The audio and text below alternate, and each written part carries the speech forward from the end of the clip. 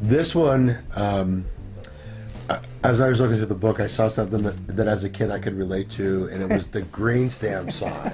I got really excited because that was a bonding moment for my mother and my grandmother and I would run around to the family on Saturday afternoons and Sundays to see how many green stamps everybody had, and I was the guy that got to fill the book up. So you were the green stamp collector? I was the green stamp collector, and I'll tell you that I profited big time off of my family's shopping.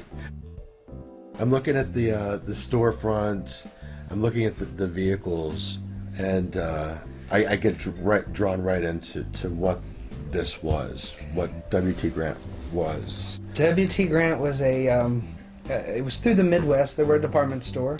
Their big draw was the green stamps. Absolutely. And they weren't the only place. There were obviously other stores that collected green stamps, but they were not only a place that you could collect the green stamps, but you could also redeem the green stamps. So you might get green stamps at a grocery store, and then you could go and get that. So they had the little shop in the back with a glass counter. Is this still here? Is this building? The building is still here. As I said, it went to a J.C. Penney. J.C. Penney moved to a different location. I gotta think. Maybe it was J.C. Penney. It might have been Sears. Now I'm having a brain fart, but it switched to another department store. After that department store went out, they tried to turn it into a little shopping mini mall. And there was a couple stores in it for a while. That was in the 80s. That didn't really fly for very long, and then the city purchased it because of square footage for City Hall. So, okay.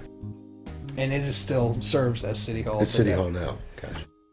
Originally, this block was known as the Goodall Hotel block. This is what sat on that original block. So we had a bank on the main floor. You can see the barber pole. You went down to the barber shop here.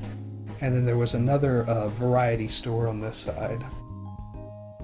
Unfortunately, this building burned right at the beginning of World War II. And there's a story that I've read that it had a propane tank. And I guess the building caught on fire. And before anyone knew the building was on fire, it ignited the propane tank, which caused a huge explosion. And people, because nerves, people Hysteria, yeah. They thought that, the Japs have bombed us here in Marion, Illinois. It wouldn't be a far stretch. I mean, to assume the worst.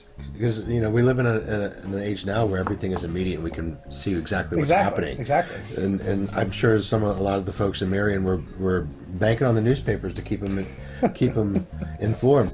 I'm curious, and you may know, you may not know, in 1927, a building this scale and size to be a hotel, what were people coming into Marion to see?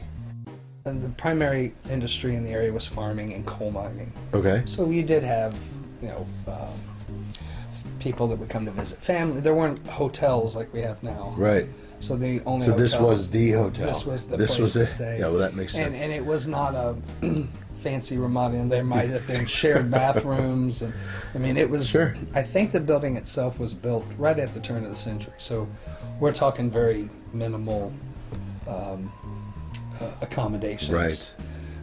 But there would have been coal mine people that maybe came through, sales people, that type of thing. So, right. When I say a hotel, it's. But if you were going to go to Marion, this is where you were staying if you didn't have family there. Yeah, right.